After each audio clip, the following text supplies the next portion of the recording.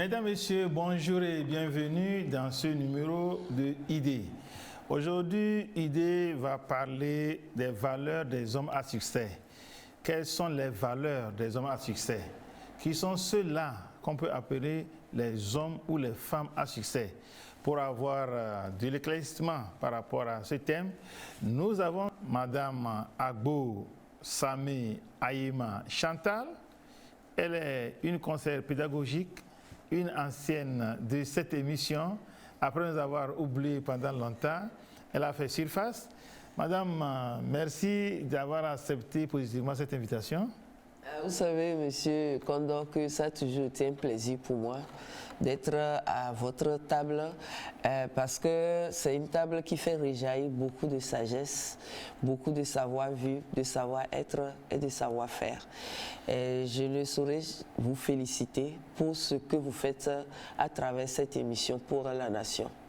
Merci beaucoup. Nous partageons ces félicitations à vous aussi parce que ce que vous nous amenez chaque jour, ça fait en sorte que la population togolaise grandit en mentalité et en idée. Je vous en prie. Merci beaucoup. Nous allons parler aujourd'hui des valeurs des hommes à succès. Oui. Et quand on dit des valeurs des hommes à succès, ce n'est pas seulement des hommes avec petites tâches, c'est des hommes avec grandes tâches, y compris les femmes aussi qui sont à succès. Voilà. Que veut dire ce thème? Les valeurs qui donnent aux uns et aux autres cette valeur-là. Merci beaucoup. Quand nous parlons des hommes à succès ou bien des personnes à succès, nous parlons des gens qui sont parvenus, c'est-à-dire qui ont commencé peut-être quelque part et sont arrivés à un niveau top où ils jouissent de leurs fruits. C'est-à-dire ils ont un résultat heureux, un résultat probant. Généralement, quand on parle de succès, on parle de ces gens-là qui sont riches, on parle de ces directeurs de sociétés, d'entreprises, etc. Certes, on peut le dire comme ça, mais après les définitions que nous allons avoir par rapport au succès, nous dirons si vraiment le succès a quelque chose à voir avec ce qu'on a, l'avoir ou bien les possessions matérielles. Mais en attendant, nous convenons quand même qu'une personne, un homme à succès, c'est un homme qui est parvenu, qui a un résultat probant, qui a réussi son parcours, que ce soit peut-être un employé, un fonctionnaire qui a eu au cours de sa carrière des promotions, des entreprises qui ont vraiment réussi et qui sont reconnues de façon mondiale, des personnes qui influencent le monde. Ces gens-là, on peut les appeler les hommes à succès. Oui, avant d'être appelé un homme à succès, c'est tellement qu'il y a un certain nombre de valeurs qui vous identifient. Oui. Est-ce que nous pouvons savoir ces valeurs-là qui identifient les hommes et les femmes à succès? D'accord. Nous allons en parler, mais avant cela, je voudrais dire aussi que le succès s'acquiert dans divers domaines.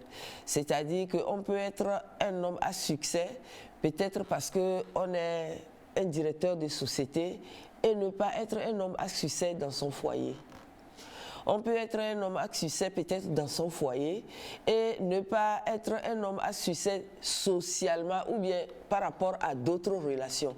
Donc, pour que le succès soit vraiment effectif et que l'on puisse jouir de ce succès, il faut que tous les domaines soient revus pour que le succès soit imputé à chaque domaine. Certes, on peut être très riche mais très malheureux, ne pas être forcément heureux. Et là, le succès est là, mais bon, on n'en jouit pas autant qu'on le veuille. Donc, il y a ces valeurs-là qui pourront nous amener à avoir un succès complet, un succès qui puisse nous amener au bonheur. Parce qu'après tout, si nous nous battons pour le succès, c'est parce que nous aspirons à un bonheur à la fin. Et il faudrait vraiment qu'on soit récompensé par le bonheur et non que par le succès. Donc cela veut dire que le succès n'est pas égal au bonheur? Ça n'a rien à voir. Quand je suis un jeune homme qui s'est battu et qui est parvenu peut-être à un poste dont il aspire, s'il arrive que ce jeune homme, en ce moment où il est ovationné par tout le monde, est obligé de passer par la justice pour le divorce, cela sous-entend que cette personne a du succès, mais n'est pas forcément heureux. Donc, avoir du succès, si on voudrait bien le dire, c'est essayer de l'avoir dans presque tous les domaines importants de sa vie. Que ce soit sur le plan conjugal, que ce soit sur le plan social ou sur le plan relationnel, sur le plan familial. Je parle de la grande famille. On doit tout faire pour obtenir des succès de part et d'autre, pour pouvoir les conjuguer afin d'obtenir un bonheur et d'être heureux dans la vie et de finir sa vie dans la quiétude, dans la paix, le repos. Voilà. Aujourd'hui, nous ne sommes pas encore au niveau du bonheur. Nous allons parler des valeurs cardinales qui peuvent définir un homme à succès. Dans le privé ou dans le public, être soi-même intérieurement et extérieurement, être la même personne, être cohérent dans ses activités. Pourquoi nous pensons que l'intégrité est une valeur cardinale? Le fait est que quand je suis un homme de succès et que j'ai des valeurs que je prône et qui m'amènent à avoir des résultats probants dans un domaine donné et que je ne l'ai pas dans l'autre domaine, ce succès-là ne peut être permanent, ne peut être pérenne. Je peux bien commencer, mais constater que j'aurai des goulots d'étranglement parce que je ne suis pas la même personne publiquement et en privé. Je peux donner des exemples. Quand je suis une personne qui voudrait bien que mon entreprise fonctionne normalement et que mon entreprise réussisse et que j'ai établi des valeurs dans mon service. Par exemple, pour pouvoir faire sortir, décaisser de l'argent, il faut passer par des étapes. Il faut des papiers à signer, il faut des personnes qui vont valider cette action. Et là, moi, je suis la responsable de l'entreprise. Et tout le monde se bat pour pouvoir mettre en œuvre ces valeurs-là que moi-même j'ai établies dans mon service. Mais il arrive que je vienne à la comptabilité, que je dise, donnez-moi 100 000 francs. Ça veut dire que cette valeur que j'ai imposée à mon service, moi-même, je ne l'ai pas en privé. Si j'ai la même valeur en privé, je dois normalement passer par toutes les étapes idoines pour pouvoir récupérer l'argent là. Et tant que je ne suis pas intègre dans mon service et que moi-même, je ne fais pas ce que je dis, cela sous-entend que je ne suis pas intègre. Je n'ai pas de l'intégrité et tôt ou tard, ça aura un effet négatif sur le succès de mon entreprise. Et cela peut m'amener à ne plus être une femme ou un homme de succès à long terme. Donc quand je suis un homme de succès, cela sous-entend que je suis intègre. Cela sous-entend que ce que je dis, je le fais, et ce que je pense, ou bien ce que je dis, je le pense aussi. Ça n'a rien à voir avec l'honnêteté. Hein. C'est vrai, on peut être honnête sans être intègre. Je m'explique. Je peux par exemple faire croire aux gens que je suis honnête de par ma façon de parler, de par mes conceptions, de par les consignes que je donne autour de moi. Mais au fond de moi, quelque part, je ne le suis pas. Quand par exemple je suis un homme à succès, cela sous-entend que j'ai toutes les capacités pour gérer les relations dans mon foyer et dans mon service. Je sais comment parler à mes employés, je sais comment donner les consignes de sorte de ne pas frustrer mes employés, je les respecte. Ma secrétaire, elle est respectée. Et c'est ce qui fait de moi cette personne à succès. Mais imagine qu'à la maison, je sois le contraire. Je ne sois pas une personne qui respecte les gens.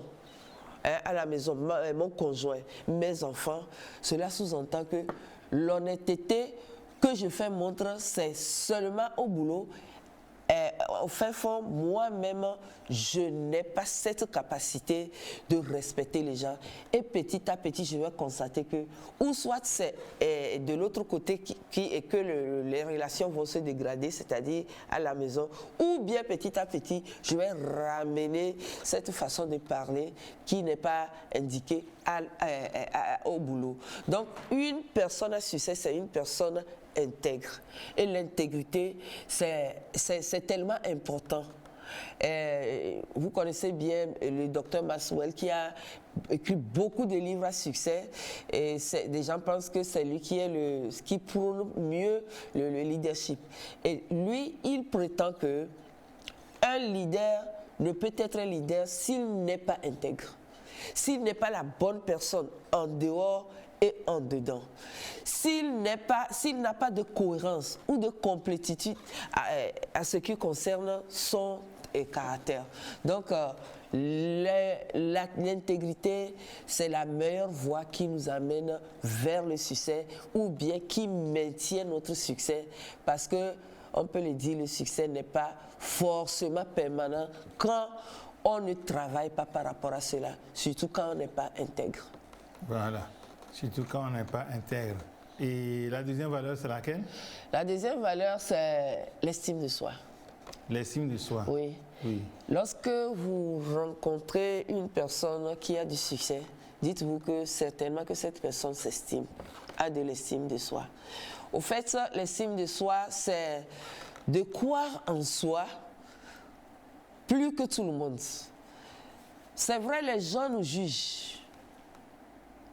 Les gens pensent que nous sommes cette personne qu'ils voient devant eux et ils nous jugent par rapport à tout ce que nos compétences. Mais ce qu'ils ne savent pas, c'est qu'ils ne savent pas d'où nous venons. Peut-être vous me jugez aujourd'hui comme une personne nonchalante, mais vous ne savez pas comment j'ai travaillé par rapport à cette nonchalance. Mais moi, je le sais. Donc, ce n'est pas ce que les gens pensent forcément qui détermine qui je suis. On peut penser que je ne suis pas compétente, que je n'ai pas telle capacité, je n'ai pas tel atout. Mais moi, je sais que moi, j'ai travaillé sur cet atout pour être qui je suis aujourd'hui. Donc, comptant sur cette capacité de travailler sur moi-même, je peux avoir confiance en moi-même et croire que je vais réussir. Si je n'ai pas cette estime de soi, je ne peux pas faire des exploits. Et chaque fois quand je serai buté à des difficultés, je vais faire marche arrière. Donc, les hommes à succès, c'est des hommes qui ont de l'estime de soi, qui croient en eux-mêmes plus que toute personne autour d'eux. Et c'est des gens qui ne se voient pas par rapport à ce que le regard que les gens leur envoient. On peut leur envoyer un regard un peu faiblard, c'est-à-dire toi tu n'es rien, tu ne peux pas. Mais moi je sais que je peux parce que j'ai fait des exploits dans le passé. Peut-être je suis un orphelin et je me suis battue pour avoir mon baccalauréat. C'est avec peine que j'ai fait l'université, mais j'ai réussi. Et si je l'ai fait, ça veut dire que je peux aussi réussir ma vie professionnelle. Même si j'ai des lacunes. Parce que peut-être je ne viens pas d'une famille aisée, je ne sais pas m'habiller, je n'ai pas un physique qui rassure. Cela ne veut pas dire que je ne peux pas réussir. Donc, quitte à moi de m'insuffler ces valeurs qui pourront m'aider à pouvoir aller de l'avant. Donc, généralement, les grands hommes, quand vous les abordez, ils ont une histoire. Ils vous diront, ah, si tu sais comment j'ai fait pour être ici, comment j'ai appris, comment je me suis donné, je me suis consacré, comment des fois, j'ai eu des nuits blanches, j'ai eu le ventre affamé. Avant d'arriver ici, ils ont toujours une histoire. Parce que c'est des personnes qui ont eu confiance en eux-mêmes, qui se sont dit, c'est vrai, je n'ai pas la base qu'il faut pour réussir, mais je peux m'offrir ces compétences pour aller loin. Donc, pour ça,